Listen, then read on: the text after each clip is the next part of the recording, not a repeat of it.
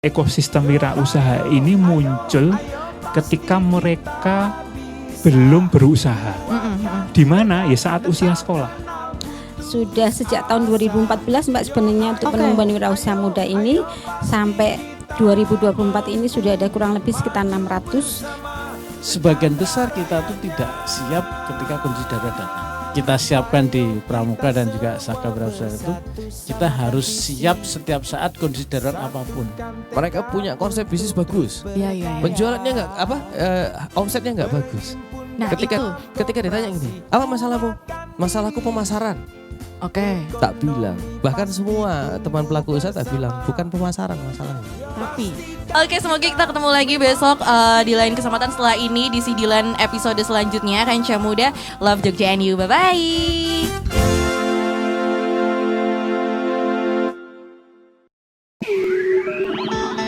Stay tuned on 106.1 Geronimo FM.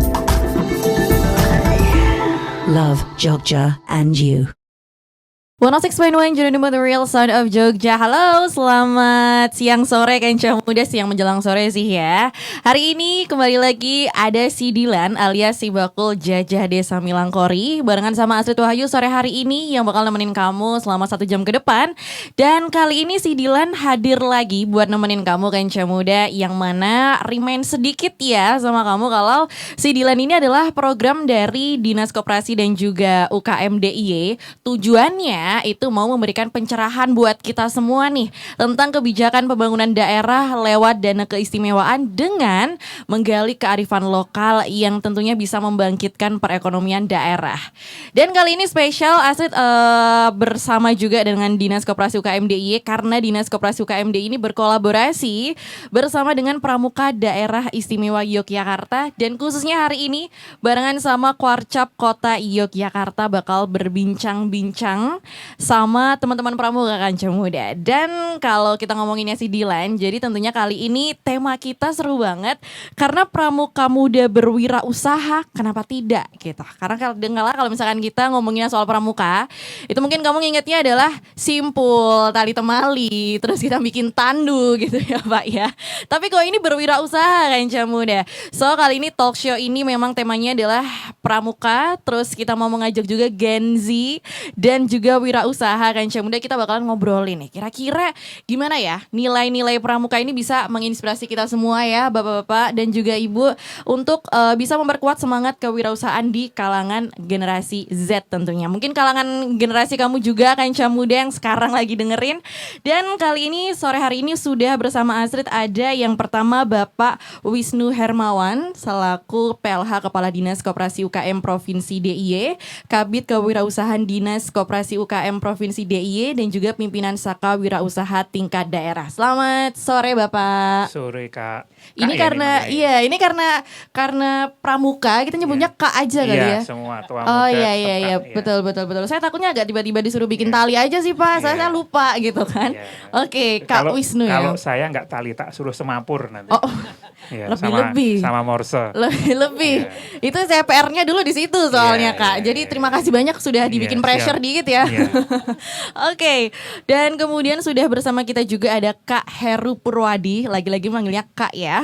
Ini selaku Ketua Kuartir Cabang Gerakan Pramuka. Selamat sore Kak Heru. Selamat sore, assalamualaikum warahmatullahi wabarakatuh. Waalaikumsalam warahmatullahi wabarakatuh. Terima kasih banyak sudah hadir bersama kami. Dan juga ada Kak Bebasari Sitarini selaku Kapin Saka Wirausaha tingkat cabang. Selamat sore Kak Sita. Selamat sore Kak, salam pramuka. Salam pramuka. Ini yang paling cantik sendiri loh ini. Ini yang paling cantik sendiri. Ini gimana kabarnya siang hari ini? Ini karena terlihat cerah sekali ya siang ini. Kabarnya baik ya Kak Sita ya? Alhamdulillah baik. Dan sudah bersama kita juga ada Kak Bio Hadi Kesuma selaku konsultan Saka Wirausaha. Selamat siang Kak Bio. Selamat siang Astrid dan selamat siang Kanca Muda yang ada di rumah. Yo, iya betul dong. Ini ada bionya biowan juga atau beda nih? Biogas. Bio. Ya mirip-mirip dikit ya Kak ya, nggak apa-apa lah ya, sama-sama bio.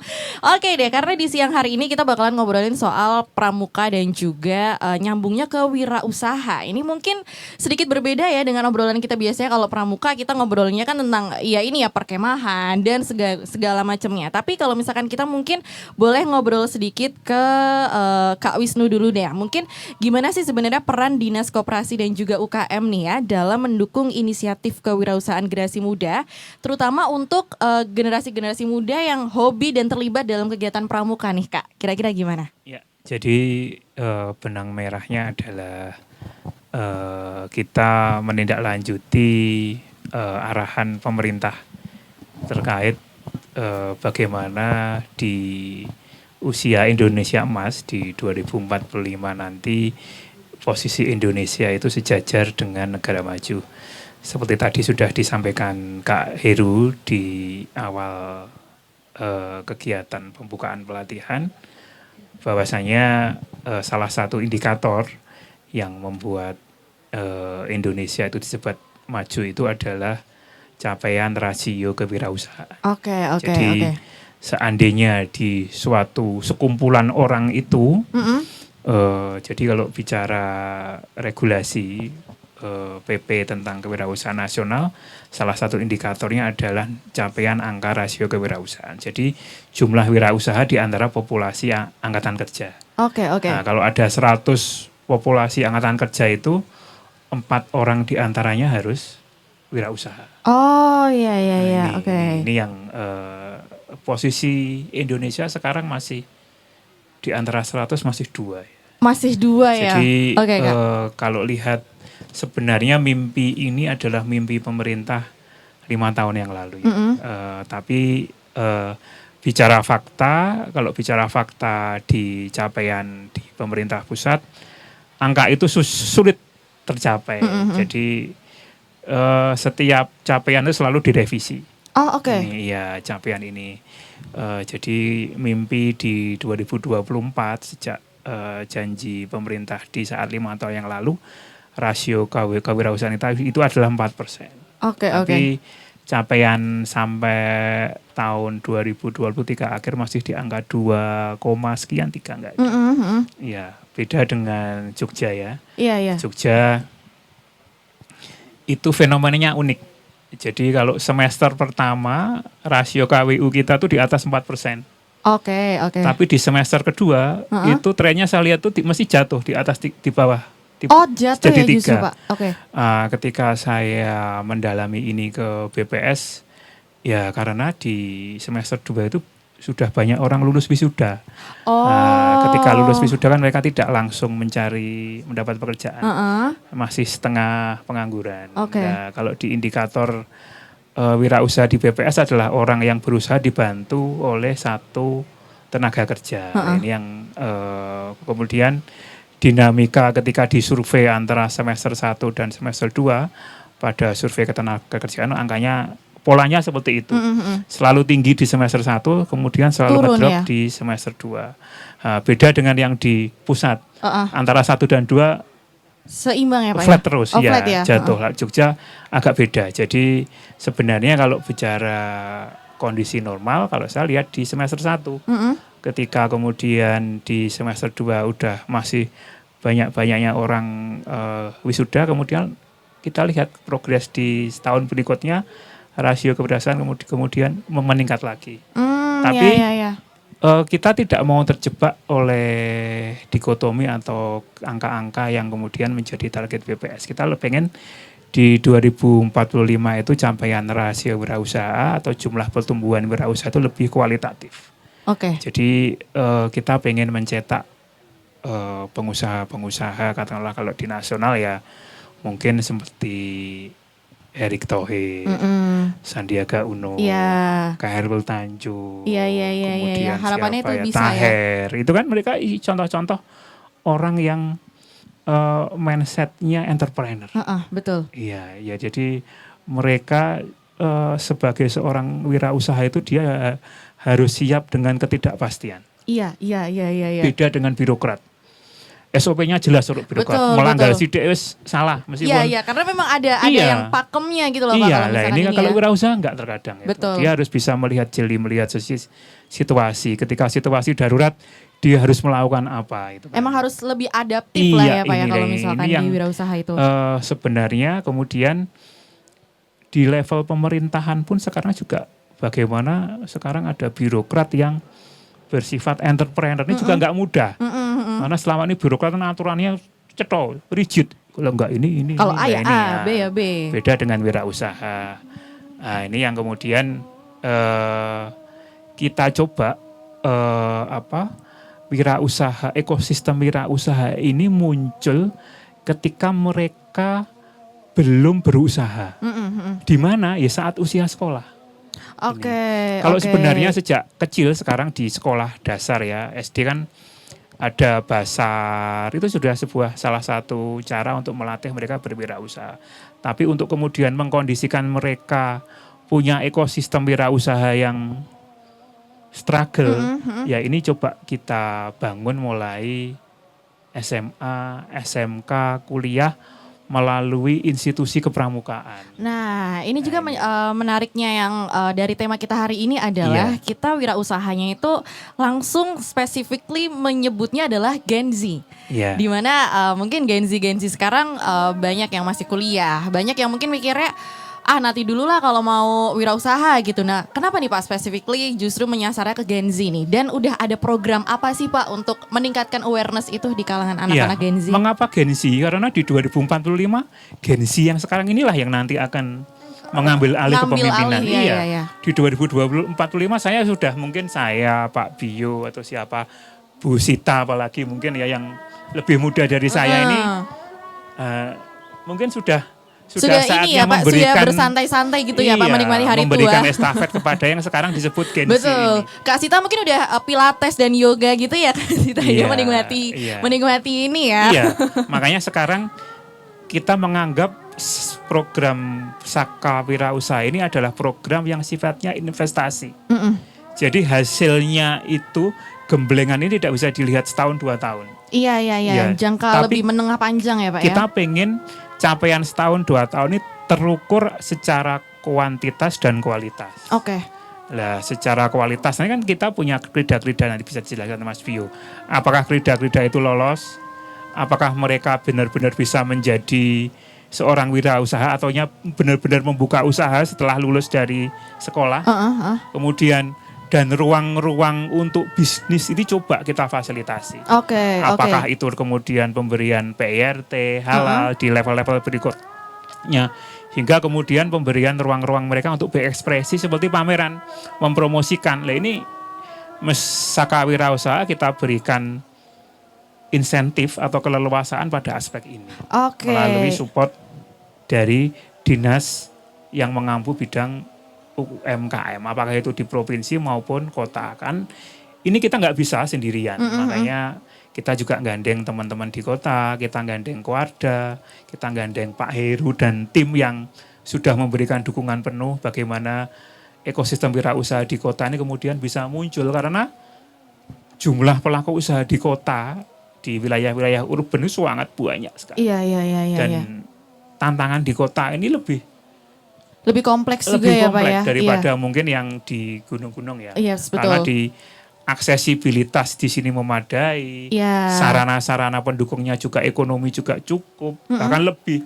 Nah, ini kemudian menjadi tantangan tersendiri bagaimana nanti pengembangan Saka pada setiap kawasan itu harus punya karakteristik yang berbeda. Oh, Oke. karakternya kota itu mungkin lebih kuat dari sisi digitalnya. Iya. Oh, karakternya di daerah-daerah yang jauh dari kota mungkin lebih kuat dari aspek Sumber dayanya budayanya, mungkin. kulturnya, Iya. kemudian cita rasanya.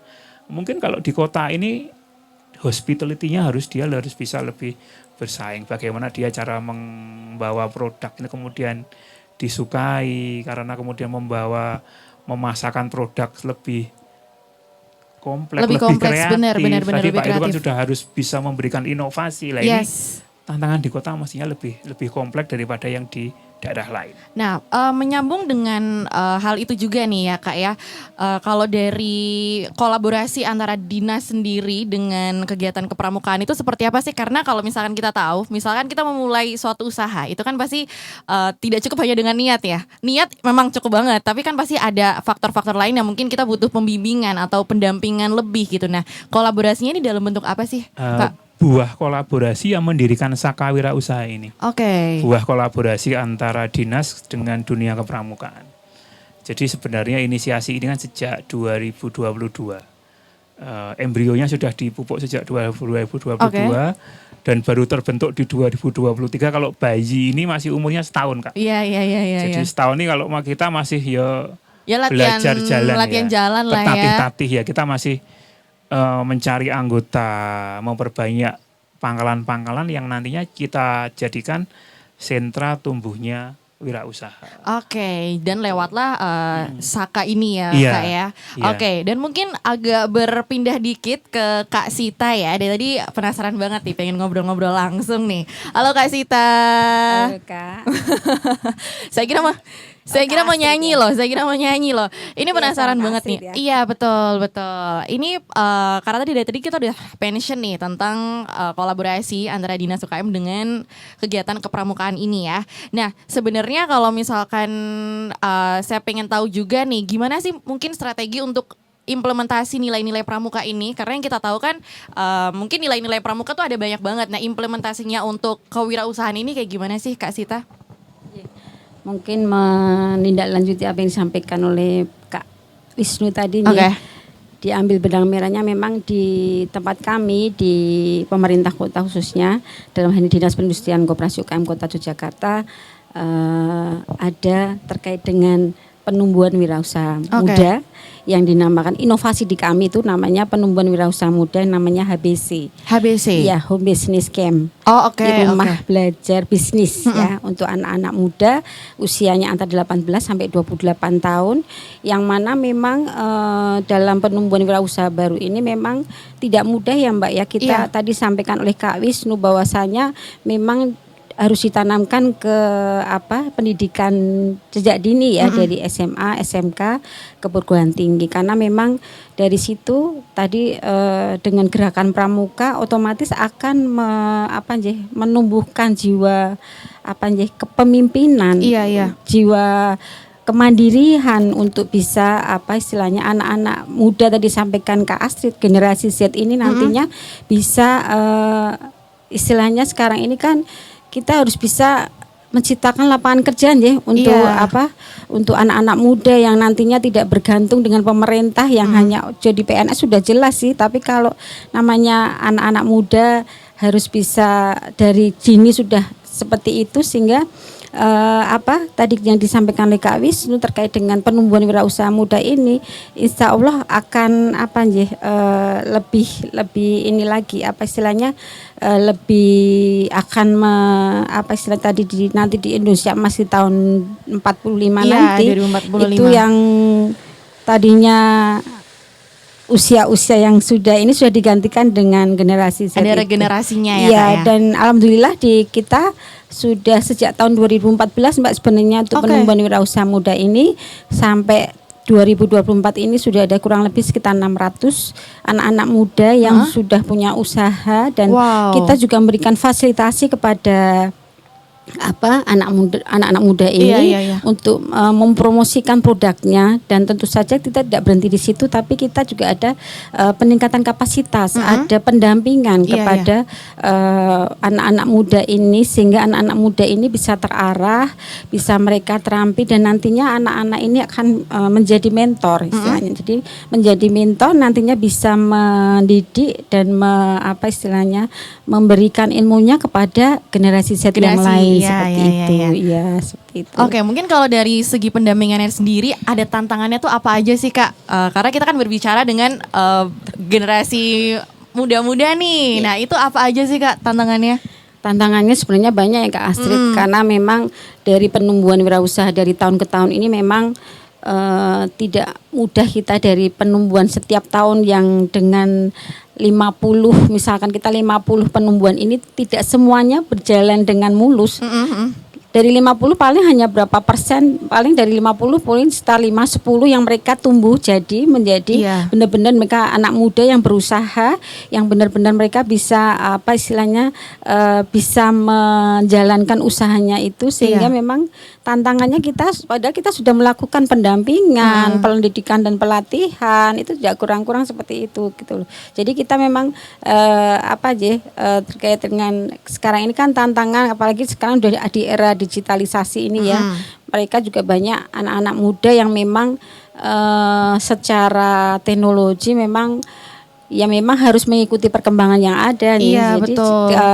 Kalau memang dia tidak bisa ya harus ketinggalan sepur nanti seperti itu. Iya. Emang nggak bisa tunggu-tungguan juga gitu ya Kak ya? Bisa ya Kak Astrid. Oke, kalau misalkan kita ngomongin generasi Z, itu kan bisa dibilang kadangkala generasi yang kita suka melakukan sesuatu karena ada rewardnya nih. Nah mungkin boleh dikasih tahu nih sama Kancah Muda Kak Sita, reward atau fasilitas apa nih yang disediakan sama dinas khususnya di Saka Wira Usaha ini?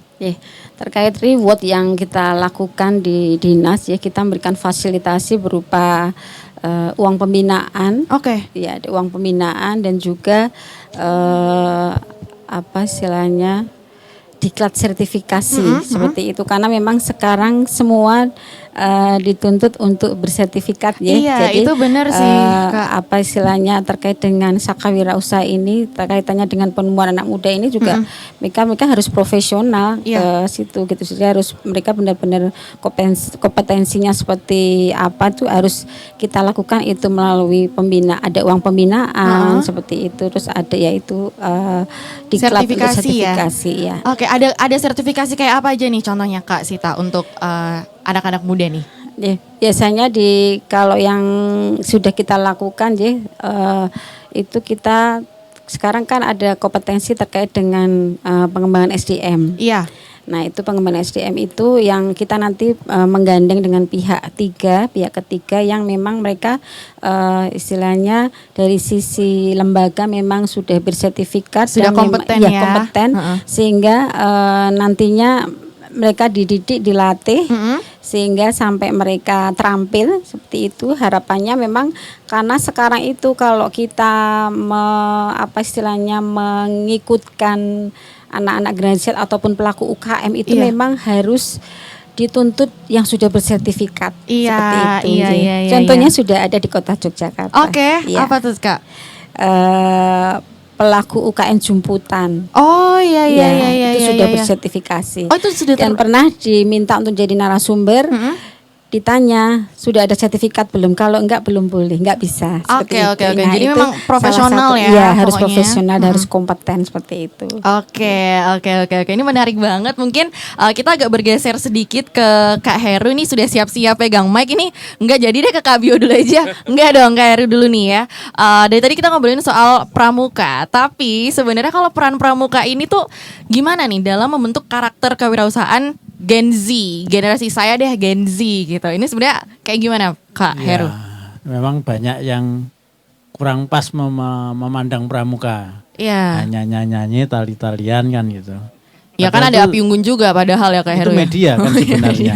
Itu kan sebenarnya media. Jadi kan jadi kalau diibaratkan tuh kalau kita belajar di kelas ya serius apa yang diomongkan ya seperti itu. Tapi sebenarnya kalau pramuka tuh yang semula tuh belajar di kelas itu dipindah di lapangan. Nah, tapi punya sasaran yang harus dipahami itu adalah melatih, mendidik anak-anak itu mandiri, punya soft skill maupun life skill, sehingga dia itu bisa survival dalam kondisi apapun. Jadi itu yang sebenarnya makanya tali temali itu sebenarnya hanya alat ketika kamu ada masalah seperti ini, cara nalinya seperti ini loh. Ini jadi solutifnya, jadi mengembangkan critical thinking untuk solutif gitu ya. Gitu. Jadi tapi yang ketangkep ya nyanyinya sama ya api unggun lah Pak. Api unggun. Ya jurit malam lah minimal. Jurit malam itu kan orang nggak tahu bahwa itu adalah upaya kita bahwa kita tuh nanti ya kayak kalau sumbu filosofi kita, kalau sudah di Malioboro itu kan pohon asem. Orang harus mengalami asem kecutnya hidup. Nah, jurit malam itu juga harus mengalami betapa tantangan untuk mencapai tujuan tuh ya di peden-pedeni macam-macam Ya, itu. tapi rada deg-degan ya Kak ya kalau ikut jerit malam terus. Nah itu melatih orang untuk tidak gentar menghadapi apapun. Gitu. Jadi dengan Moral of the fokus story-nya gitu ya. fokus kepada apa yang mau dicapai, di depan tuh mesti ada halangan-halangan yang dibuat-buat maupun halangan yang sungguhan. Nah itu diharapkan mereka tidak gentar menghadapi apapun kan itu. Nah itu sebenarnya makanya kalau kemudian kewirausahaan disandingkan dengan pramuka itu sebenarnya nilai dasarnya sama. Mandiri, survival dengan segala macam atribut untuk keterampilannya kan itu. Gitu. Kalau Sandy Morrison ini nilainya apa nih Pak kalau boleh tahu nih Pak? Sandy Morrison sama, itu Jadi kan penasaran ya. dalam kondisi tertentu orang itu berstrategi seperti juga bisnis. Ada bumbu tertentu yang nggak boleh dilihat orang lain. Oh iya betul sih, masuk. Jadi orang berkomunikasi supaya orang nggak tahu bahwa kita sedang berkomunikasi. Oh iya. Rahasia perusahaan lah ya rahasia kalau perusahaan, bahasanya. betul, Oke. betul. Tapi kalau program di Pramuka sendiri nih Kak Heru ya, itu apa aja sih sebenarnya program yang kita tahu itu bisa menumbuhkan jiwa-jiwa kewirausahaan generasi Z nih? Ya. Kalau program untuk kewirausahaan saya kira di teman-teman Saka karena Saka itu sebenarnya adalah spesialisasi yang akan diperoleh oleh setiap anggota pramuka sehingga di setiap gerakan pramuka itu satuan karyanya itu banyak dari wirausaha, kemudian di kesehatan, di kebencanaan, macam-macam ada. Iya. Nah, orang atau anggota pramuka yang pengen mempelajari tentang kewirausahaan ya masuknya Saka kewirausahaan. Kalau dia punya kesenangan dengan membantu di arena bencana maka dia mungkin Sakasar atau Saka yang lain gitu. Oh oke. Kegiatan program kewirausahaan memang banyak di teman-teman yang sudah spesialis yang sudah mengarah pada keahlian tertentu, life skill tertentu. Oke. Tapi kalau pramuka secara umum yaitu mendidik anak-anak itu jadi survival, mandiri dan segala macamnya itu tadi. Oke. Ini kan kalau misalkan Kencang Muda yang dengerin mungkin jadi penasaran. Ini kok menarik, saya boleh masuk apa enggak? Nah, sebenarnya tuh siapa aja sih yang boleh jadi anggota Saka Wirausaha? Sebenarnya siapapun boleh. Cuma memang di aturan tuh untuk masuk Saka itu yang penegak dan pandega. Penegak pandega tuh kalau di pangkalan ya SMA atau di kampus. Oke. Ya, kalau yang penggalang tuh di SMP. Iya. Saya ingat tuh dulu ini ya yang ngumpulin Merah, ini nih tanda itu. Ada tandanya banyak sekali. Nah, Iya. orang Terus yang apa tuh tandanya saya? banyak di pramuka itu tandanya dia punya banyak keterampilan. Oh, saya dulu tandanya berapa ya? 17 kayaknya sampai bawah Jadi gitu. bedanya orang di pramuka tuh kalau sudah banyak atributnya dia tuh berarti punya keterampilan banyak kan itu. Oh iya berarti make sense ya kalau orang berekspek tinggi terhadap orang ini gitu. Iya, Berarti kayak oh ini keterampilanmu bagus nih. Iya. Tapi kalau untuk persyaratannya sendiri untuk jadi anggota Saka Wirausaha ini apa aja mungkin Kak? yang lebih banyak tahu teman-teman Saka Boleh. Wirausaha. Nanti mungkin kita akan sedikit tanya ya sama Kak Bio juga. Ini mungkin boleh nih Kak, boleh disambung dulu nih. Kita sekarang beralih ke Kak Bio Wan ya. Oke. Kan 11-12 nih. Hari ini pakainya pramuka lo ya, bukan ex Jeronimo lo ya. Oh sorry, siap. Saya aja yang Jeronimo kali gitu ya. Kak, tapi apa nih persyaratan buat jadi anggota Saka Wirausaha? Kok saya nanya kayak saya yang tertarik banget ya? Iya. Kalau ditanya persyaratannya apa, kira-kira maunya apa Astrid? Siapa tahu ada tes dulu, Oke. mungkin tes ketahanan hidup, mungkin kayak Oke, harus enggak. halang rintang Kalau di atau sini nggak gimana? ada. Di sini yang paling penting tuh cuma satu aja. Apa tuh? Punya nawa itu. Oh, Nah, jadi bedanya Siap. jadi gini. Kalau kita bicara frameworknya pramuka ya. Yes. Dan aku pun baru menemukan belakangan ini. Karena sudah lama meninggalkan dunia pramuka, tahu-tahu dipanggil Kak Wisnu. Dan terus sama teman-teman pramuka dibilang, loh dulu mantan Garuda loh. Siapa? Ya kan? Saya Garuda dulu Kak. Saya siaga siap. Garuda dulu Kak. Jadi akhirnya oke, siap. Karena sudah panggilan. Jadi gini, pramuka itu layaknya kampus. Oke. Jadi siapapun boleh masuk. Yes. Bedanya di kampus siapa yang bisa bayar ya bayar. Iya, Kan gitu kan? betul. Kalau di sini tidak ada bayaran. Siapapun Oke. boleh masuk. Siapapun boleh masuk. Oke. Untuk menjadi anggota pramuka. Cek. Oke. Siapapun boleh masuk untuk menjadi anggota pramuka. Itu satu ya. Yes. Nah, yang menarik adalah begini. Jadi ada namanya kalau di perkuliahan itu ada materi SKS wajib. Iya. Nah, SKS wajib itu di pramuka itu SKU. SKU, oke. SKU. Nah, SKU itulah yang kemudian teman-teman ini disarankan mereka minimal Yes. itu adalah penegak ya, penegak bantara Oke. minimal. Jadi kalau misalkan mau belajar siapapun boleh. Mau masuk ke kampus manapun, ujuk-ujuk mau ngambil kelas programming ya boleh. Paling nanti dosennya nanya kamu siapa kan gitu. Iya. Nah, jadi kalau di dalam pramuka itu pertama adalah kalau mereka memang mau menjadi anggota pramuka, maka mereka harus mengambil syarat kecakapan umum. Iya. Satu. Ketika nanti mereka sudah dapat SKS wajibnya, maka mereka boleh jurusan. Itu yang kayak di buku kecil, buku saku itu ya Mas? Itu SKU. Iya kan yang SKU itu betul, ya. Betul. Yang pokoknya setiap habis itu diuji di paraf. Kan Iya gitu. betul. Itu suka banget tuh saya dulu. Kalau yang dicap itu diancol. Ya. Siap, sorry itu beda Mas. Itu beda. Beda, mohon maaf. Jerendemu biasanya Gojek loh. Udah keikut ya. Jadi kemudian setelah mereka SKU-nya selesai, mereka boleh milih mau saka apa dan segala macam terserah. Oke. Nah, nanti di dalam saka itu ada lagi pembelajarannya masing-masing. Jadi kembali kepada pertanyaan tadi, siapa nih yang boleh ikut? Pada dasarnya karena ini adalah untuk penegak dan padega, berarti teman-teman kanca muda yang berusia 16 tahun sampai dengan usia 25 tahun. Oh, oke. Kak, kalau misalkan ada yang di atas itu, masuk aja enggak apa-apa. Masuk aja enggak apa-apa. Cuma mungkin tidak diakui sebagai anggota pramuka. Oh, Dia yaudah. pernah belajar secara gelap gitu ya Kak Eru ya. Kalau imigran gelap gitu ya. Ya, lebih kurang seperti itu Astrid. Oh, oke. Berarti tidak ada kayak tes apa gitu atau kayak syarat-syarat apa, tapi lebih ke tadi ya memenuhi persyaratan untuk masuknya ya. Persyaratan sebagai anggota didik pramuka. Oke. Nah, ada satu yang menarik kalau bicara sakawirausaha. Apa tuh?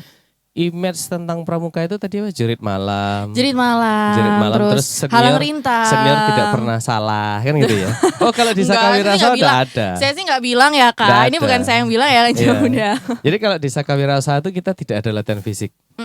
Nggak ada yang namanya dibentak-bentak, nggak ada. Sakawirausaha itu isinya duduk, mikir, have fun, dapat duit, habis itu bagi-bagi ke warga. Udah gitu aja.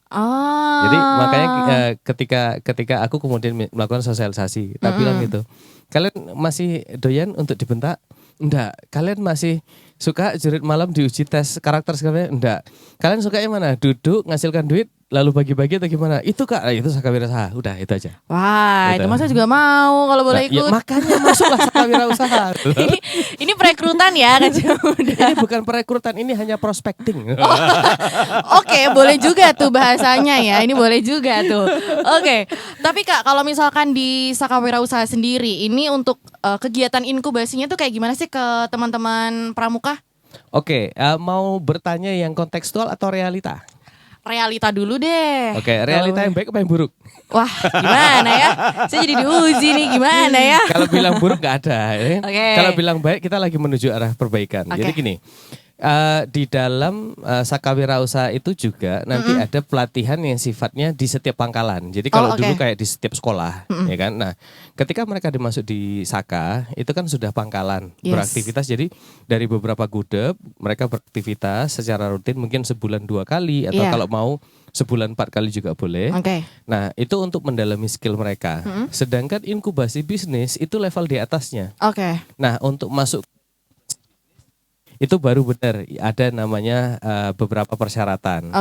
Salah satunya secara ideal. Kita bicara secara ideal ya. Salah satunya adalah mereka punya sebuah konsep bisnis yang bisa dipertanggungjawabkan. Kemudian mereka punya perencanaan di mana mereka sendiri menghadapi kendala di perencanaan itu. Maka fungsinya inkubasi bisnis diturunkan pendamping untuk membantu dia menyelesaikan case by case. Jadi kalau ada 25 orang itu tidak bisa di stereotip semua. Karena 25 beda-beda. Itulah sebenarnya esensi dari inkubasi bisnis. Nah, dalam perjalanan karena kita masih baru, ya kan? Kita masih baru. Jadi kalau ditanya sekarang inkubasi bisnis ini seperti apa? Ya kita bilang begini. Itu kemarin kita sepakat bahwa karena kita masih baru, jadi apapun pekerjaan yang harusnya dilakukan di cabang, kita kerjakan dulu di provinsi kan begitu. Jadi di level cabang hari ini itu baru motivasi. Oke. Baru motivasi. Nanti begitu sudah masuk di level provinsi, di inkubasi, baru nanti teknis bisnis. Karena kalau belum apa-apa di cabang mereka dikasih teknis, lah mumet gitu loh. Iya. Jadi kita bakar dulu. Makanya kenapa ada kegiatan orientasi Sakawirausaha ini fun aja nanti. Jadi fun, mereka termotivasi. Nah nanti di inkubasi bisnis baru mereka belajar teknikal lah. Sifatnya seperti itu. Begitu Kancah Muda. Iya. Udah ada yang mulai ini belum sih Kak? Udah ada yang mulai ngobrol-ngobrol. Kak Bio, aku pengen deh bikin bisnis ini. Aku pengen deh bikin usaha ini. Udah mulai ada yang obrolan-obrolan kayak gitu belum Kak? Tahun lalu sudah. Oke. Jadi kalau kemudian kita bicara tahun lalu itu ada di antara kita hari ini di antara adik-adik yang dia adalah tata usaha dari jadi usianya masuk di dalam Sakawirausaha. Iya. Dia kebetulan bekerja sebagai orang tata usaha. Kemudian keluar. Oh ya? Lalu bikin usaha sate. Wow, oke. Bikin usaha sate. Oke. Dan kebetulan tadi pagi juga nyetir bareng ya sama si adik ini, terus ngobrol. Dan dia bilang, Kak, saya kayaknya dipasrahkan sama orang tua saya, usaha orang tua saya, Kak. Ini gimana? Nah, fungsinya di dalam Sakawirausaha itu adalah mereka tuh punya tempat ngobrol. Iya. Ya kan, akhirnya tak bilang, ya sudah, kalau orang tuamu maunya begitu, berarti kasih batasan bisa mengobok-obok, gitu kan. Nah, terus kemudian ada lagi yang di Gunung Kidul. Gimana tuh? Di Gunung Kidul itu awalnya nggak tahu mau ngapain. Nah, di dalam Sakawirausaha tuh uniknya gini, yang namanya inkubasi akan selalu identik dengan ada hadiah pembinaan. Iya, pembinaan. Modal pembinaan, bukan hadiah, modal pembinaan. Jadi mereka diberikan tantangan berjualan. Oke. Tahun lalu lalu itu dilatih untuk berjualan. Setelah mereka dilatih berjualan, berkelompok. Iya. Habis itu perorangan. Oh, oke. Nah, kalau perorangan lu bagus, ini ada modal. Oh, silahkan pilih produk apapun dan jual. Nah, Gunung Kidul akhirnya bikin salad. Kemarin itu kalau tidak salah yang Gunung Kidul itu dari 300 jadi 600 dalam waktu 1-2 minggu. Wow. Nah, ini ada menarik lagi kemarin pas waktu habis orientasi dari yang pertama, ini laporan ke Kak Wisnu. Kak Wisnu juga kaget. Iya. Dikirimin video. Jadi adik-adik yang baru direkrut itu kita kasih challenge jualan. Jualan, oke. Pas ketemu sama kita, dia bilang, saya mau jadi kayak Pak D saya. Apa tuh? Jadi pengusaha sapi. Wih, keren dong. Wow. Oke, Nah, sapi, ya. Lanjut dodolan opo? Kita kan bingung kan. Terus kita bilang, ya udah kamu jualan apapun. Jualan ini Kak, es teh Kak. Di acara pengajian. Di acara pengajian? Pengajian jualan es teh. Dan menariknya ini anak malah ngongkon teman-temannya Sakawirausaha yang lain, kamu jualan, aku tak di sini aja. Lah itu udah sifat bos loh itu. Itu udah dapat itu sifat juragan. Iya, mendelegasikan pekerjaan itu. Wah, makanya kebetulan kan Sabtu besok ada kumpulan di Gunung Kidul, cuma saya belum bisa datang. Saya kita enceng bocah ini. Jadi dapat bocoran dari teman-teman, ada loh videonya dia jualan itu di pengajian itu. Iya, dan dia nggak malu, SMK kelas 1 kalau nggak salah. Nah, membangun budaya untuk seperti itu kan sebenarnya adalah budaya, ya mohon maaf ya kalau bahasaku dalam mengedukasi teman-teman pelaku usaha gini, kalau mau dunia bisnis ya nggak boleh punya kemaluan. Nggak boleh punya rasa malu. Oke, Kak Muda aman. Aman. Tenang aja. Ini gimmick. Terima kasih banyak. Oke. Iya betul, nggak boleh punya rasa malu. Dan itu harus dibangun dari sejak dini, gitu. Dan barusan tadi di sebelum naik ke sini aku juga lagi baca WA anak didikku yang lain, gitu kan. Mereka punya konsep bisnis bagus. Iya. Penjualannya omsetnya nggak bagus. Nah, ketika ditanya gini, apa masalahmu? Masalahku pemasaran. Oke. Tak bilang. Bahkan semua teman pelaku usaha tak bilang, bukan pemasaran masalahnya. Tapi? Karena aku orang keuangan. Pemasaran sama dengan promosi sama dengan uang keluar. Iya, itu benar. Jadi kalau kamu punya masalah pemasaran, duit berapa? Sini. Tinggal masukkan ke Jeronimo pas iklan selesai toh? Iya, logik dasarnya gitu ya, iya, kan? Yes. Okay. Berarti yang salah adalah apa? Bukan pemasaran, penjualan. Penjualan itu kan uang masuk. Yes. Lah kalau kamu bermasalah dengan uang keluar, lah ya udah kasih duit aja lah. Oke. Kadang confuse penjualan dan pemasaran. Itu dia. Betul. Jadi banyak orang tuh latah, masalah sebenarnya penjualan. Salesnya ya sebetulnya, tapi yang disebutkan marketingnya. Malah marketingnya. Nah ini tadi pas mau naik ke sini tiba-tiba ada tuh konsep usahanya bagus, fashion designer. Dari dulu disuruh jualan nggak mau, tiba-tiba dia bilang, ih gila pakai ilmu jualannya Mas Bio, orderan masuk dong. Tadi dikirimin pas lagi pembukaan aku, ketagihan nih ya. Nah, kok jualan tuman itu gitu, harusnya dibalas gitu Mas, kok tuman gitu. Jadi yang hari ini dilakukan ya untuk membangun motivasi adik-adik, kita arahkan mereka jualan. Ketika mereka bisa berjualan, secara tidak langsung ngerasa malunya kan ditekan. Oke. Rasa malu yang ditekan, nah modal pembiayaan. Selamat, kamu sudah membuang rasa malumu, nyoh duit, jualan lagi. Kan gitu? Ya kan? Nah begitu kemudian dia sudah, wah enak ya Sakawirausaha, mau lagi yang lebih gede, boleh di provinsi, baru dikasih syarat. Oke. Nah begitu dia dikasih syarat, baru tuh, loh ini gimana Kak? Kan ada rasa penasaran tuh. Nah makanya kita belajar di sini, itu ceritanya. I see. Jadi nanti dikasih challenge lagi, oh gini ya, iya. Dah selesaikan baru duitnya kasih lagi. Jadi inkubasi itu konsepnya kan adalah memotivasi mereka untuk bergerak lebih cepat. Nah jadi hadiah model pembinaan tadi itu memang digunakan sedapat mungkin seperti itu. Nah kemarin kita ngobrol sama Kak Wisnu, Kak Ratna dari provinsi. Ini kalau kita pakai pola kompetisi kan biasanya ada business plan competition. Ada. Biasanya di tingkat-tingkat universitas tuh banyak juga tuh. Nah, aku nggak setuju pakai itu. Kenapa, Kak? Karena itu kan hanya beauty contest. Oke. Itu kan beauty contest. Kalau kamu bagus presentasi, kamu bagus. Pertanyaan satu, bisa nggak mbok praktekkan apa yang kamu lakukan? Nah di Sakawirausaha kebetulan saya diminta Kak Wisnu untuk memformulasi. Yang kita tekankan tuh bukan di beauty contestnya, tapi bagaimana mereka mengaktualisasikan yang dia omongin ke kita. Oke. Jadi itu yang kami lakukan di dalam penumbuhan Sakawirausaha di tingkat cabang dan juga di tingkat daerah. Dan tentunya ini kita masih, kata Kak Wisnu tadi, kita baru 11 bulan. Bulan depan kita baru jadi 12 bulan. Wow. Ya, Jadi dalam 11 bulan itu dinamikanya banyak, apalagi generasi Z. Yes. Which is mereka adalah generasi pasca COVID ya. Mendekati COVID lah ya. Ya, nyerempet lah ya. Di mana fighting spirit mereka itu drop. Mereka kreatif. Dari sisi digital. Nah, kabar buruknya adalah dari sisi life skill gitu loh, ya kan?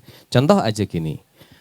Dulu zamanku pas mau bisnis, jadi kalau ditanya apakah Bio hari ini jadi pengusaha gara-gara pramuka, salah satunya mungkin ya. Oke. Ya kan? Nah, kemudian ketika zaman kami dulu nggak ada program kayak gini ya. Ya Mas Wisnu, ya Kak Heru ya, nggak ada. Malah untuk bisa belajar itu kita membayar, mengeluarkan duit. Iya. Sekarang sudah ada kayak gini. Gratis lagi. Gen Z itu malah ngengok. Jadi kayak salsa gitu. Ngengok gimana nih Mas ngengok? Jadi lagu tarian salsa, 3 langkah maju, 6 langkah mundur. Oke. Tuk. Iya. Agak-agak iya. Nah, dan PR kami hari ini adalah bagaimana itu tadi. Bagaimana membuat Sakawirausaha itu image-nya tidak sama dengan saka-saka yang lain.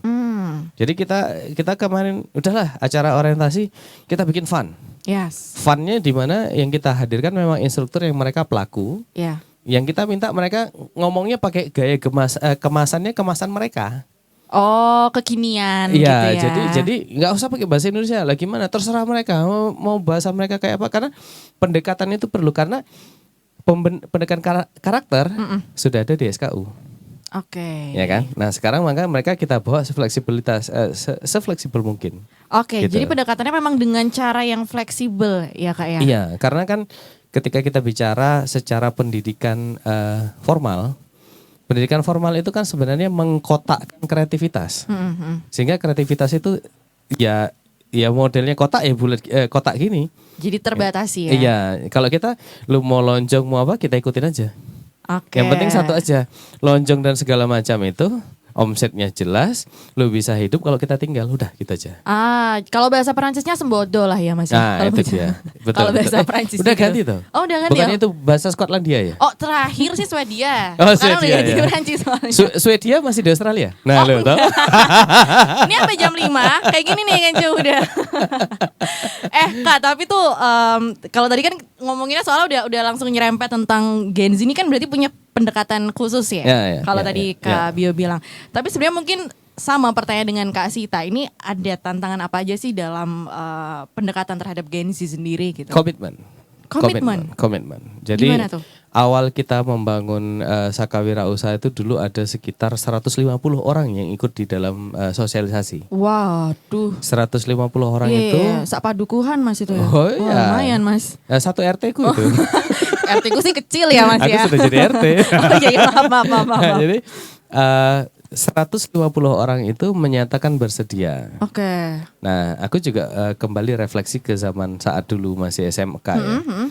Ketika 150 kita bilang nanti 2-3 minggu lagi ada kegiatan. Nah, ternyata pas di kegiatan itu yang hadir cuma 80. 80 itu setengah lebih dikit ya. Setengahnya drop. Set. Yes. Begitu kita japri, what's wrong kan gitu. Dan kita sudah menghadirkan narasumber yang dia kekinian, menggunakan Facebook segala macam. Yang itu relate banget dengan adik-adik. Oke. Nah, dari 80 itu kemudian kita bikinkan perkemahan. Oke. Perkemahan pertama itu 28 Kak. 28 orang. 28 orang yang izin maksudnya? Enggak, yang hadir. Yang hadir. 28 orang. Oke. Perkemahan keduanya itu kurang dari 20 orang. Wah, oke. Dah? Belasan dong ya? Kebayang kan? Iya. Kebayang kan? Yes. Itu yang namanya, wah ini Mas Wisnu ketawa deh kalau tak ceritakan. Itu nggodok bolak-balik konsepnya itu, wah mungkin 4 kali bongkar pasang. Iki piye? Awal kita, oke, satu begini, lalu begini. Tahu-tahu bruk. Waduh, gimana ini? Iya. Terus ya udahlah, akhirnya kita mencoba agak sedikit kita coba pahami mereka. Nah itu tadi, sama kayak hari ini misalnya, ini itu yang daftar itu lebih dari 40 sebenarnya. Oh iya, yang lebih daftar dari ya 40. kasih saya, oke. Ya toh, yang hadir tadi tiba-tiba Kak Wisnu WA, aku udah mati tadi. Kenapa tuh? 37 yang lain kemana? Waduh, oke. Ya kan? Nah jadi generasi muda hari ini, aku juga lagi mencoba metakan gitu. Apa yang sebenarnya membuat mereka mau bergerak gitu. Nah yang menarik mungkin begini, ini kota ya. Yes. Saya baru dikasih info sama salah satu Pinsaka kota itu Sekjen Pinsaka ya. Sekretarisnya Pinsaka Mas Novi ngatakan begini, ternyata kota itu memiliki tingkat bonus demografi yang lebih tinggi dibandingkan kabupaten lainnya. Di kabupaten, oke. Nah ini kan harusnya mereka sadar dong bahwa tingkat pengangguran di kota jauh lebih tinggi kan. Jauh gitu lebih kan? tinggi ya, korelasinya Cuma kan kenapa positif mereka ya? loss of commitment. Okay. Nah jadi saya lihat gini, ketika Kak Sita menceritakan pas kita sowan Saka Wirausaha, kita ada HBC loh. Apa itu HBC? Program peningkatan anak muda, ya kan? Penumbuhan kewirausahaan untuk tingkat anak muda. Loh, ada, kita dong, ada juga Saka Wirausaha. Nah kita kawin tuh akhirnya. Kenapa? Pelatihannya di Kak Sita, pendampingan dan kemudian hadiah modalnya di Saka Wirausaha. Okay. Itu aja masih kurang loh.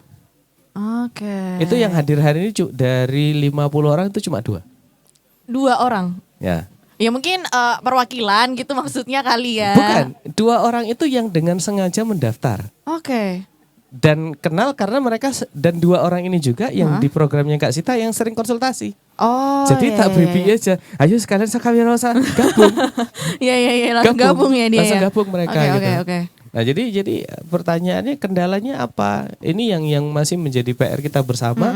Kayaknya semakin fasilitas itu semakin banyak.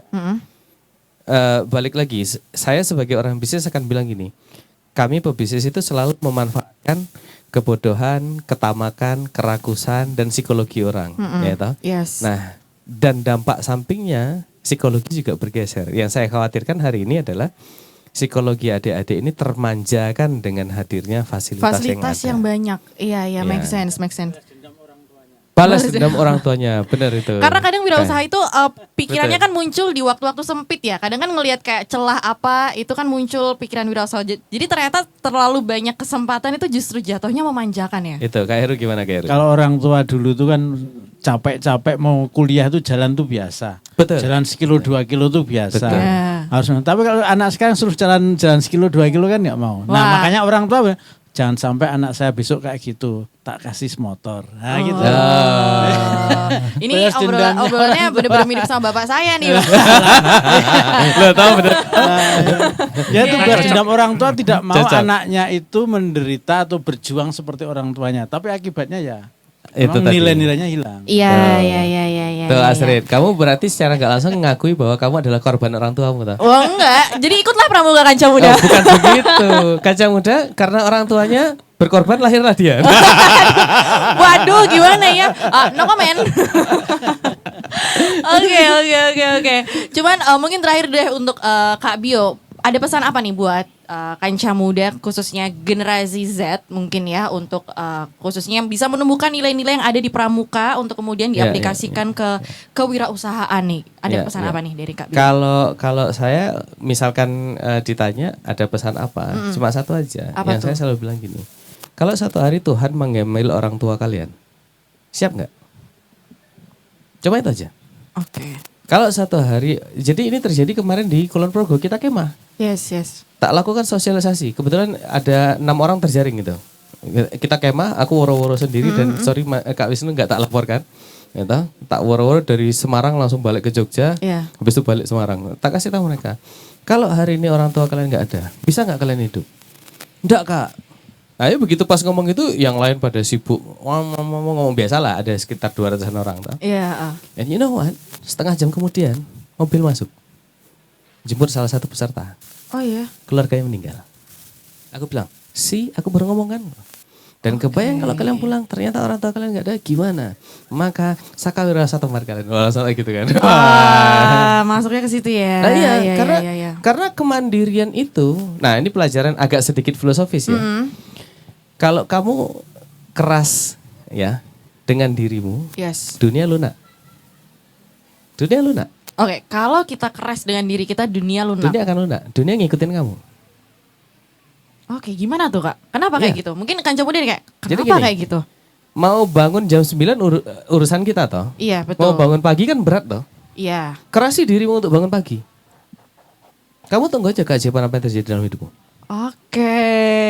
Nah, itu satu. Yes. Yang kedua, kalau misalkan kamu lunak dengan dirimu, Oke. tunggu kerasnya dunia. Oke, dicatat Kancah Muda, udah dicatat ya ini 3 SKS soalnya sore hari ini. Enggak, ini 16. Lebih terus, banyak dong. terus ini buat Kancah Muda ya. Satu hal yang aku lagi woro-woro gini. Oke. Kalau Kancah Muda mendengarkan kata orang bahwa kesuksesan itu kuncinya adalah kerja keras. Harusnya petani kita udah jadi orang kaya loh. Karena mereka bekerja keras. Betul. Kalau ada yang bilang bahwa kesuksesan itu kuncinya adalah kerja cerdas. Harusnya para profesor udah jadi orang kaya loh. Ngalahin Bill Gates loh. Yes, karena mereka semua cerdas. Mereka cerdas. Pertanyaannya kuncinya di mana? Disiplin. Oke. Disiplin kuncinya. Ya, jadi ketika orang lain nggak mau melakukan, kita masih mau melakukan, di situ terbentuk. Nah, di Saka Wirausaha, orang lain tuh enggan masuk ke dunia wirausaha karena sudah terpolakan jadi pekerja. Kalau jadi abdi negara no problem ya, Yes. ya toh. Ini bekerja. Nah pertanyaannya, apakah kamu senang untuk kemudian diperintah orang? Semua orang akan bilang tidak. Kenapa kamu lakukan? Karena mereka nggak mau disiplinkan dirinya untuk tetap berada di jalur mandiri. Itu dia. Oke. Wih, agak dalam toh, tumben toh, Wait. berkelas. Gila loh Kancah Muda nih sore-sore loh kita. Nih Kancah Muda kayak oke sorry deh gitu. Oke, jadi intinya adalah disiplin ya tadi. Disiplin dan juga tadi yang bisa ditarik juga adalah sebenarnya komitmen ya. Itu sebenarnya hal-hal yang kayaknya gampang diucapin, cuman ya butuh untuk lebih effort lebih lah ya. Itu untuk pengorbanan bisa. tadi. Yes, betul. Oke, itu dari Kak Bio ya. Siap. Mungkin ini untuk menutup juga mungkin boleh pesan satu persatu mungkin dari Kak Wisnu. Kira-kira ada pesan apa juga mungkin buat generasi-generasi Z yang sekarang lagi dengerin? Ya, Kancah Muda kalau tadi dapat ungkapan teknis, kemudian praktis, Ya. sampai filosofis dari loh Kak ini. Bio. Iya, ini nih Maka, poinnya tuh filosofisnya iya. itu sebenarnya. Spiritualis terakhir. Iya. Iya. Jangan ragu untuk gabung ke Saka Wirausaha. Oke. Tapi anyway, apakah ada kayak kontak yang bisa dihubungin kalau misalnya ada kanca muda yang mau nanya-nanya soal Saka Wirausaha, itu bisa menghubungin kemana nih? Mungkin boleh Kak siapa nih kira-kira? Kak Bio deh. Ada. Jadi nanti teman-teman langsung saja masuk ke www. www dong. www. Yes. Oke. Jadi masuk saja nanti ke websitenya Sibakul.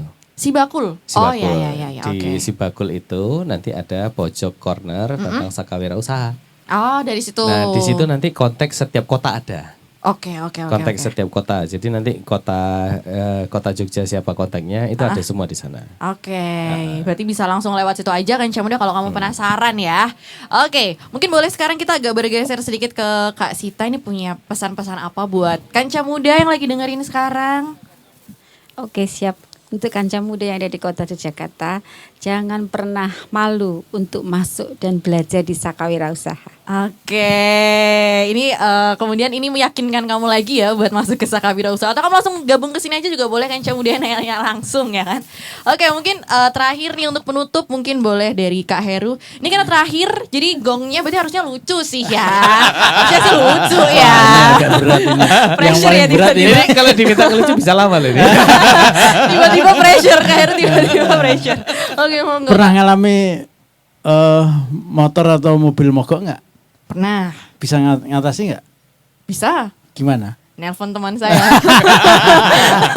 Loh, itu mengatasi loh Kak. Itu ya, memang kalau kita tuh sering pagi-pagi nyuci motor atau mobil. Pernah. Pernah sih Mbak, pernah? Pernah. Oh, kalau kita rutin harian. Harus. Ya, sebulan sekali. Ya, enggak gini. Aja itu. Bukan gini. Kita itu kalau yang dalam pramuka dan juga dalam wirausaha itu kan yang penting itu kita yang tadi komit rutin. Iya. Kalau kita tidak komit rutin, apapun yang kan kita kerjakan itu gak akan pernah berhasil. Apapun Kalau kita nggak komit dan tidak kita lakukan pembiasaan pada diri kita sendiri. Yes. Jadi tidak akan pernah berhasil. Nah, pramuka maupun Saka Wirausaha itu kan jelas arahnya itu bagaimana kita tadi kondisi darurat itu sudah siap. Oke. Makanya dilatih tali temali dan segala macam. Sebenarnya kan mengatasi darurat. Kalau nggak ada kondisi darurat, tali temali nggak dipakai. Iya. Nah, sama juga.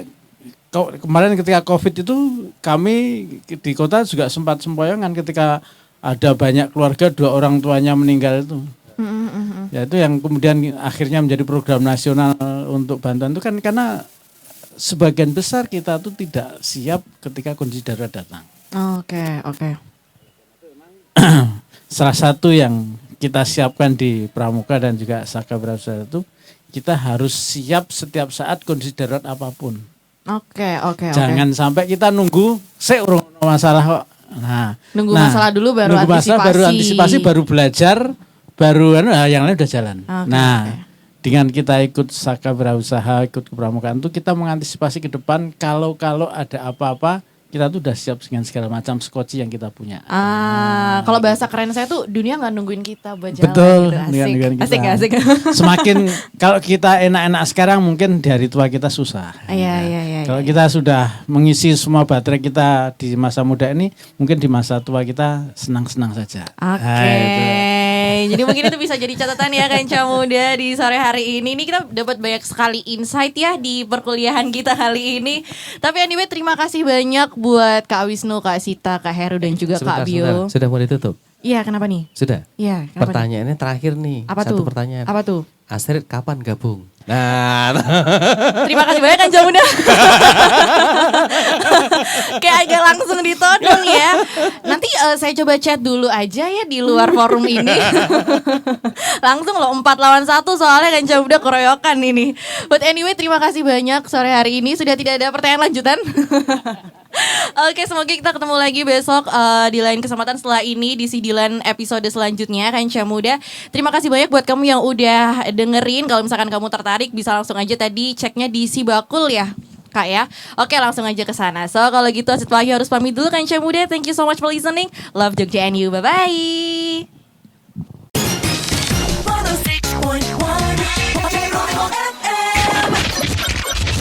The real sound of Jogja. Geronimo FM.